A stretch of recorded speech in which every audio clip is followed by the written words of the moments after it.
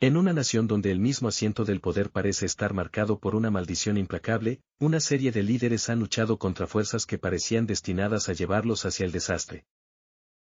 Sus historias, llenas de ambición, derramamiento de sangre y el inexorable avance de la historia, forman un relato de poder, resistencia y reforma que continúa resonando en los pasillos del panorama político de Corea del Sur.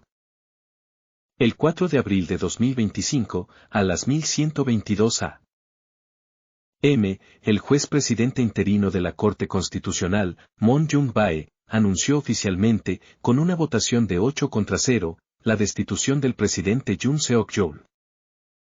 En su momento, Yoon fue celebrado por su trayectoria como fiscal y por su promesa de romper con las normas políticas arraigadas, pero su imagen como héroe reformista anticorrupción se desvaneció rápidamente debido a una serie de decisiones dramáticas y controvertidas tomadas durante su mandato. Cuando la obstrucción parlamentaria detuvo sus propuestas de reforma judicial, Yoon recurrió a la Ley de Seguridad Nacional para declarar la ley marcial. En un movimiento sin precedentes, ordenó el despliegue de tropas para rodear el edificio de la Asamblea Nacional e incluso dirigió el arresto de varios legisladores. Esta medida drástica desató de inmediato una tormenta de controversia entre ciudadanos y figuras políticas. En respuesta rápida, la Asamblea Nacional se volvió a reunir y siguieron votos de censura en rápida sucesión. Posteriormente, la Corte Constitucional determinó que las acciones de Yoon habían violado gravemente el espíritu de la Constitución, sellando el destino de un presidente que, a pesar de sus promesas iniciales, no pudo liberarse de la llamada maldición de la Casa Azul. Los intentos de Yoon de redefinir el símbolo histórico de la residencia presidencial al trasladar el centro de poder lejos de la emblemática Casa Azul demostraron ser inútiles. La historia, al parecer, se negó a ser reescrita con simples gestos simbólicos. Su caída no solo sacudió la escena política doméstica, sino que también impulsó una amplia reexaminación del abuso de poder y la erosión del Estado de Derecho. En las tumultuosas calles de su mandato, se desarrollaron escenas dramáticas mientras los manifestantes chocaban con las fuerzas militares, estallaban enfrentamientos frente a la Asamblea Nacional y el aire se llenaba de gritos de desesperación y desafío. Este episodio trágico en la historia moderna de Corea del Sur se convirtió en otro capítulo sombrío en la lucha continua de la nación contra el peso de su pasado. En el contexto de este reciente trastorno político, la saga histórica del liderazgo de Corea del Sur se remonta a muchas décadas, comenzando con los primeros años de su fundación. En 1948, Syngman Rhee fue elegido como el primer presidente, marcando un momento crucial que sentó las bases de una nación emergente de la devastación de la guerra.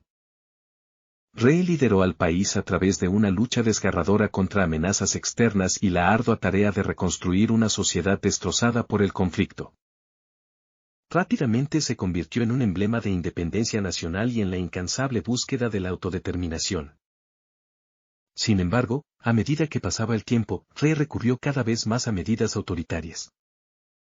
Su creciente autocracia, agravada por conflictos internos y externos en aumento, erosionó gradualmente la confianza de las mismas personas que una vez inspiró. Para 1960, masivas protestas estudiantiles y un amplio descontento público lo obligaron a renunciar al poder. Ante la creciente presión, Rhee optó por el exilio en Hawái, poniendo fin a su carrera política en un aislamiento solitario.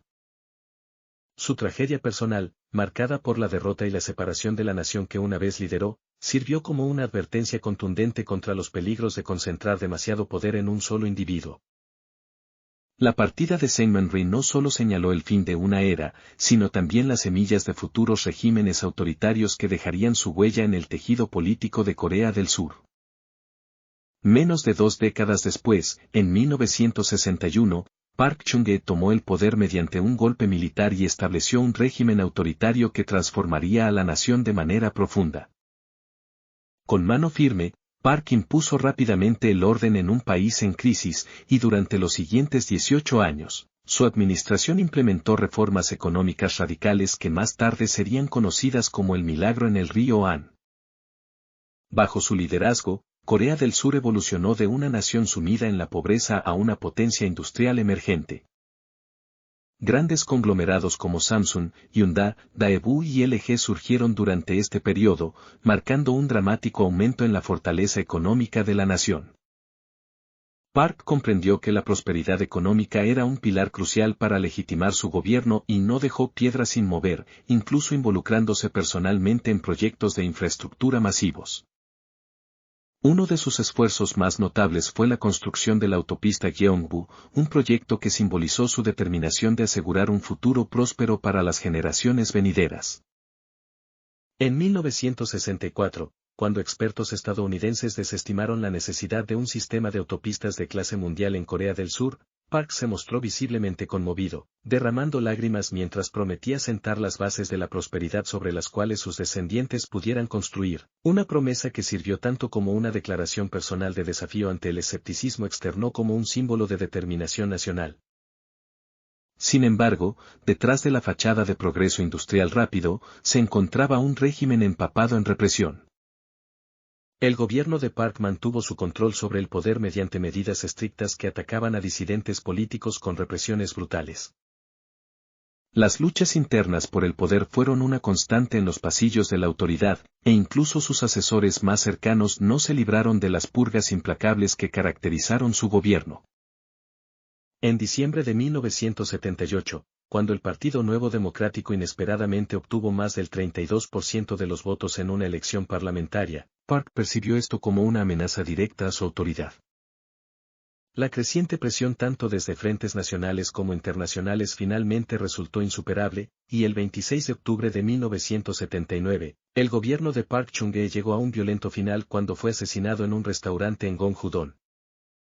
Su salida dramática marcó un periodo definido tanto por un crecimiento económico milagroso como por la dura realidad de un gobierno autoritario, dejando un legado que perseguiría a la nación durante décadas.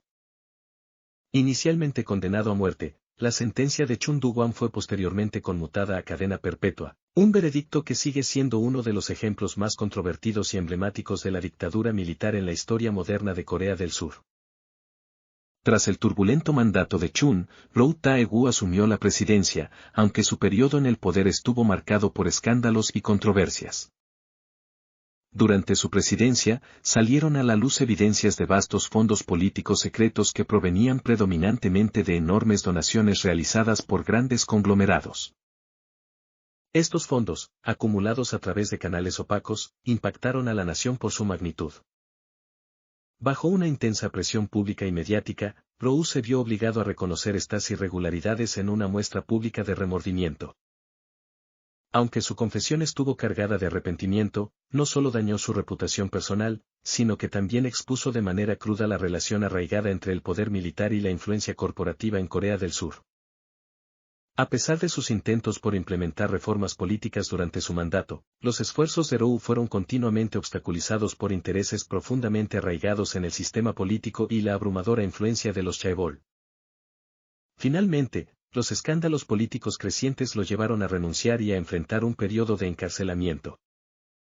Aunque posteriormente fue indultado, su carrera política quedó irreparablemente destruida, dejando un legado como una figura trágica y un recordatorio contundente de un sistema manipulado por las mismas fuerzas que alguna vez sirvió. A medida que la nación avanzaba lentamente hacia una era más democrática, los años 90 vieron la aparición de dos figuras formidables en la lucha por la reforma y la transparencia. En 1993, Kim Jong-sam ascendió a la presidencia gracias a su reputación como un incansable cruzado contra la corrupción. Su elección fue histórica, marcando la primera vez que un presidente fue elegido por voto popular a nivel nacional. Nacido en circunstancias humildes y habiendo escalado los rangos políticos como miembro de la Asamblea Nacional, Kim Jong-sam encarnaba el espíritu de un luchador de base. Su historia de vida, marcada por sacrificios personales y una determinación inquebrantable, resonó profundamente en una población cansada del dominio de las élites. Una vez en el cargo, Kim lanzó una campaña radical contra la corrupción en el gobierno. Su iniciativa, a menudo simbolizada por lo que se conoció como la política de la comida sencilla, fue nada menos que revolucionaria. En los almuerzos oficiales celebrados en la Casa Azul, a los funcionarios del gobierno solo se les servía un modesto tazón de fideos acompañado de una pequeña porción de kimchi y un sobre de condimentos. Este gesto simbólico tenía la intención de subrayar su postura intransigente contra la opulencia y el despilfarro en el gasto gubernamental. Sin embargo, el enérgico impulso anticorrupción de Kim rápidamente lo enfrentó a las redes burocráticas establecidas y a los poderosos conglomerados empresariales. Su determinación de exponer y desmantelar las prácticas corruptas de altos funcionarios y magnates corporativos lo llevó a frecuentes enfrentamientos con intereses arraigados tanto en la Asamblea Nacional como en el Poder Judicial, así como con figuras influyentes del sector privado. Las escenas de protestas callejeras se volvieron demasiado comunes, ya que partidarios y detractores por igual salían a las calles, a veces enfrentándose físicamente. Las intensas batallas políticas de la época pintaron un cuadro de una sociedad en una encrucijada, buscando desesperadamente redefinir su identidad y restaurar un sentido de justicia y transparencia. En marcado contraste con el enfoque radical de Kim Jong-sam, Kim Dae-jung emergió como un símbolo de reforma moderada y una determinación inquebrantable. Ampliamente conocido como el luchador por la democracia, Kim Dae-jung había sido durante mucho tiempo un opositor de la dictadura militar. Ya en 1971, había confrontado directamente las políticas autoritarias de Park Chung-hee, y aunque sufrió una derrota en ese enfrentamiento inicial, su espíritu permaneció intacto. A lo largo de las décadas siguientes, Kim soportó múltiples periodos de arresto domiciliario y encarcelamiento, experiencias que solo fortalecieron su compromiso con los principios democráticos y la justicia social. A medida que las mareas políticas comenzaron a cambiar a finales de la década de 1980, la rivalidad entre Kim Jong-sam y Kim Dae-jung se intensificó. Durante el ambiente caldeado de las elecciones presidenciales de 1987, Kim Dae-jung abogó por un enfoque más medido para la reforma, enfatizando la necesidad de restaurar la integridad nacional a través de mejoras en los estándares de vida y el Estado de Derecho. Su actitud calmada y constante, así como su disposición a interactuar directamente con los ciudadanos, le valieron una amplia admiración. Aunque la feroz batalla electoral no resultó en su elección, sus contribuciones a la transformación democrática de la nación se convirtieron en un legado duradero que inspiraría a futuras generaciones de reformistas. En la historia moderna de Corea del Sur, cada convulsión política importante ha estado acompañada de episodios de conflicto dramático y resistencia firme. Las turbulentas décadas revelan una nación en perpetua lucha contra sus propias herencias institucionales, con batallas libradas tanto en calles abarrotadas como en los salones del poder. Al inicio del mandato del presidente Yoon Seok-yeol, su ambiciosa visión reformista chocó frontalmente con la obstrucción legislativa en la Asamblea Nacional. En un movimiento desesperado, Yoon declaró ley marcial bajo el pretexto de seguridad nacional, transformando Seúl en un campo de batalla. Calles iluminadas por llamas, fuerzas militares cercando el Parlamento, arrestos masivos de legisladores y periodistas. Los gritos de la población y las órdenes castrenses resonaron en una ciudad sumida en el caos, marcando un punto de inflexión en su presidencia y dejando una cicatriz imborrable como advertencia contra el poder sin contrapesos. En los primeros años de Park Chung-hee, Corea experimentó un crecimiento económico sin precedentes aunque con inestabilidad política. Proyectos faraónicos como la autopista Gyeongbu generaron críticas internas y externas. Cuando expertos estadounidenses cuestionaron la viabilidad de esta megaobra, la respuesta lacrimógena de Park reveló las tensiones internas de un régimen dividido entre su obsesión por el progreso económico y la represión de disidentes. La presión acumulada desembocó finalmente en un acto violento que puso fin abrupto a su gobierno. El episodio más oscuro fue sin duda la represión de la revuelta de Gwangju en mayo de 1980 bajo Chun Doo-hwan. La declaración sorpresiva de ley marcial sumió a la ciudad en el caos. Tanques aplastando manifestantes, disparos de artillería, soldados estimulados químicamente enfrentándose a civiles desarmados. Centenares de muertos convirtieron esta masacre en símbolo de la lucha democratizadora. En vísperas de las elecciones de 1992, el choque entre Kim Jong-sam y Kim Dae-jung transformó las calles en campo de batalla ideológico. Sus seguidores llenaban plazas públicas con consignas opuestas, promesas de erradicar la corrupción versus reformas graduales. Las tensiones escalaron hasta medidas extremas como huelgas de hambre y autoinmolaciones, reflejando profundas fracturas sociales. El 2002 marcó otro hito con la elección de Roh Moo-hyun, abogado de derechos humanos que encarnaba las esperanzas de cambio. Multitudes inundaron Seúl, Gwangju y Busan con velas y pancartas exigiendo justicia para todos. Sin embargo, su posterior suicidio tras acusaciones de corrupción familiar sumió al país en duelo, dando paso a Park Jae-in, quien convertiría ese dolor en cruzada contra los vestigios del antiguo régimen. El sistema político surcoreano sigue entrelazado con los chaebol, conglomerados familiares que bajo Park Chung-hee impulsaron la industrialización mediante prácticas corruptas. Un refrán local ilustraba esta dinámica: mientras la cúpula acumulaba fortunas, los funcionarios menores recibían migajas. Líderes empresariales como Chang Hu-yong incursionaron directamente en política, difuminando los límites entre poder económico y estatal. Operaciones clandestinas como el contrabando de fertilizantes para financiar campañas, o banquetes donde se intercambiaban cheques millonarios por favores políticos, se repitieron sucesivamente creando una red de intereses casi indestructible. Al repasar estas páginas históricas, emerge un patrón inquietante: todo mandatario que ocupa la Casa Azul parece condenado a enfrentar finales turbulentos y trágicos. Desde el exilio solitario de Syngman Rhee hasta el régimen de mano dura de Park Chung-hee, pasando por los sangrientos golpes militares bajo Chun Doo-hwan y Roh Tae-woo, y las encarnizadas batallas políticas entre Kim Jong-sam y Kim Dae-jun, la historia presidencial de Corea del Sur está llena de episodios de sacrificio, conflicto y dolor. Parece que un patrón se ha tejido en el propio destino de la nación. Cada vez que alguien asume el mando del poder, lo acompaña una oleada de conflictos internos, purgas implacables y procesos judiciales.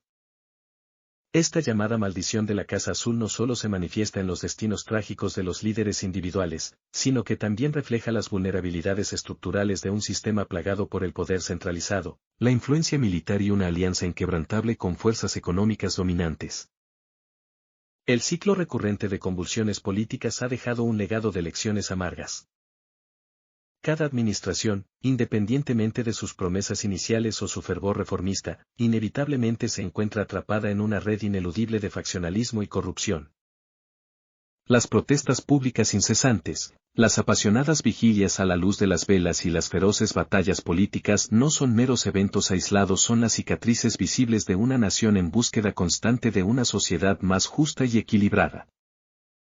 La historia de los presidentes de Corea del Sur, ya sea el exilio solitario de Rhee, el ascenso dramático y el violento final de Park, la brutal represión de Chun o la polarizadora rivalidad entre íconos reformistas como Kim Jong-sam y Kim Dae-jun, ofrece un retrato claro y contundente del poder y sus consecuencias. Estas historias, grabadas indeleblemente en la memoria colectiva de la nación, sirven tanto como advertencias como fuentes de inspiración para las generaciones futuras. Nos recuerdan que solo a través de reformas genuinas marcadas por la descentralización del poder, el establecimiento de un poder judicial independiente y el desmantelamiento de redes colusorias entre la élite militar y empresarial se podrá finalmente levantar la duradera maldición. Con el tiempo, las cicatrices de los conflictos pasados han dado lugar a movimientos que enfatizan la reconciliación y la reforma. Activistas, intelectuales y ciudadanos comunes han demostrado repetidamente que incluso los sistemas de poder más profundamente arraigados pueden ser desafiados. Desde las protestas masivas que sacudieron las calles durante los periodos de régimen militar hasta las pacíficas vigilias con velas que siguieron a las tragedias presidenciales, persiste la esperanza de que Corea del Sur pueda trazar un nuevo rumbo definido por la democracia, la equidad y el respeto por los derechos humanos. Al mirar hacia el futuro, la posibilidad de un panorama político reformado ofrece un destello de esperanza, y las experiencias colectivas de administraciones pasadas sirven como un recordatorio aleccionador de las consecuencias de dejar el poder sin control. Estas lecciones históricas brindan valiosos conocimientos sobre los caminos hacia una sociedad más equitativa, sugiriendo que las reformas del mañana deben abordar las deficiencias institucionales que durante tanto tiempo han plagado el sistema, asegurando un ejercicio más distribuido del poder, salvaguardando la independencia judicial y rompiendo los perniciosos vínculos entre la influencia militar y los intereses corporativos. En retrospectiva, la saga de la historia presidencial de Corea del Sur no es simplemente un relato de destinos individuales, sino un espejo que refleja las luchas más amplias de una nación en transformación. Las historias de desamor y heroísmo, de resistencia y represalia, continúan resonando no solo como registros históricos, sino también como un llamado constante al cambio, Un llamado que exige un sistema político construido sobre la rendición de cuentas y la justicia. El inexorable avance de la historia obliga a un reexamen del presente, mientras los destinos trágicos de los presidentes, las cicatrices perdurables de las batallas libradas en calles abarrotadas y la incesante búsqueda de reformas convergen para formar una narrativa tanto sobre la memoria colectiva como sobre la ambición individual. La esperanza de un futuro en el que la maldición de la Casa Azul sea finalmente levantada reside en la disposición de la sociedad para aprender de su pasado y reimaginar las propias bases de la gobernanza. A medida que Corea del Sur sigue evolucionando, los recuerdos de estos tumultuosos eventos sirven tanto como un recordatorio de los peligros inherentes al poder concentrado como una inspiración para quienes creen en la posibilidad del cambio. La compleja interacción entre la autoridad política y el poder económico ha definido durante mucho tiempo la trayectoria de la nación, pero es a través de una confrontación honesta con estos desafíos que emerge la posibilidad de renovación. Mirando hacia adelante, el mensaje duradero es claro: solo abrazando reformas profundas y sistémicas, Corea del Sur podrá romper el ciclo de tragedias repetidas. Esto significa crear un entorno político en el que la rendición de cuentas sea primordial, el poder esté verdaderamente descentralizado y el Estado de Derecho sea el control definitivo contra las tentaciones de la autocracia. Los esfuerzos persistentes de los reformadores y la inquebrantable determinación de la ciudadanía deben combinarse para forjar un futuro tan justo como próspero. El largo camino desde el régimen autoritario hasta las luchas actuales por una verdadera democracia ha estado lleno de sacrificios y dolor. Sin embargo, estas experiencias también han sentado las bases para un proceso transformador, un proceso que continúa dando forma al destino político de Corea del Sur. Los desafíos son monumentales, pero la determinación del pueblo por crear una sociedad libre de las cadenas de la corrupción y la opresión permanece intacta. En última instancia, la historia del destino presidencial de Corea del Sur es tanto una de tragedia como de esperanza. Es una narrativa que exige introspección, el reconocimiento de errores pasados y un compromiso firme con la construcción de un futuro basado en la justicia, la rendición de cuentas y la integridad democrática. En conclusión, la historia de los presidentes de Corea del Sur revela una lucha incesante contra la concentración del poder, la corrosiva influencia de la corrupción y el peso persistente de una maldición ineludible. El legado de estos líderes, marcado por el conflicto, el sacrificio y la esperanza de renovación sistémica, subraya la necesidad de reformas integrales y una vigilancia constante si la nación desea liberarse de las cargas de su pasado y abrazar un futuro definido por la justicia y la integridad democrática.